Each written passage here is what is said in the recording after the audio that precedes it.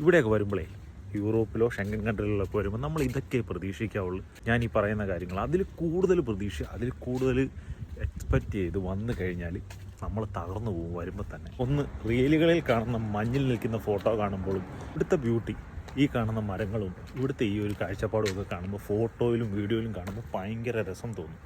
അതുപോലെ തന്നെയാണ് ഇവിടുത്തെ ജോലികളെന്നും അതുപോലെ തന്നെയാണ് ഇവിടുത്തെ ശമ്പളങ്ങളെന്നും ഒരിക്കലും വിചാരിച്ച് വരരുത്.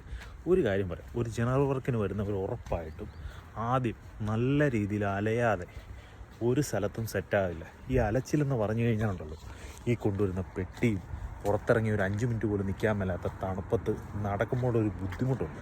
ആ ബുദ്ധിമുട്ട് ചിലപ്പോൾ നമ്മൾ ജീവിതത്തിൽ ഒരിക്കലും ഇന്നേ വരെ നേരിട്ട് അനുഭവിക്കാത്ത ഒരു ബുദ്ധിമുട്ടായിരിക്കും. ആ ബുദ്ധിമുട്ട് നേരിട്ട് അനുഭവിക്കുമ്പോൾ ഭയങ്കര പാടാണ് പിടിച്ച് നിൽക്കാൻ. അത് പിടിച്ച് നിന്ന് കഴിഞ്ഞാൽ ഉണ്ടല്ലോ, പക്ഷേ ആ പിടിച്ച് നിൽപ്പ് എന്നെക്കൊണ്ടും ആദ്യം ഒന്നും പിടിച്ച് നിൽക്കാൻ പറ്റിയില്ല. ഞാനും ഒന്ന് വീട്ടിൽ ഇട്ടിട്ട് പോന്നായിരുന്നു. എല്ലാം പാടായിരിക്കും എന്നുള്ളത് മാത്രം ചിന്തിച്ച് വരുന്നവർക്ക് ഇതൊന്നും ഫേസ് ചെയ്യാനായിട്ട് വലിയ പാടില്ലായിരിക്കും. അതുകൊണ്ട് ആദ്യം വരുമ്പോൾ തന്നെ ഒരിക്കലും ഓവറായിട്ട് ചിന്തിക്കരുത്. ഇതാണ് മാടയാണ്, ഓടയാണ്, ആനയാണ്, കുതിരയാണെന്നൊന്നും പറഞ്ഞ് വരരുത്. എല്ലാം എന്തും സഹിക്കാനുള്ള വിൽ പവറും ഒരു മാനസിക സ്ഥിതി ഉണ്ടാക്കിക്കൊണ്ട് വേണം ഇങ്ങോട്ട് വരാൻ, പ്രത്യേകിച്ച് ജനറൽ വർക്കിന് വരാൻ. അതുകൊണ്ട് ഇതെല്ലാവർക്കും വരാനിരിക്കുന്നവരുണ്ട്, അവർക്കൊക്കെ ഒന്ന് ഷെയർ ചെയ്ത് കൊടുക്കും. ഞാനിത് ചുമ്മാ പറയുന്നതല്ല, അനുഭവം ഗുരു എന്നുള്ള രീതിക്ക് മാത്രം പറയുന്നതാണ്.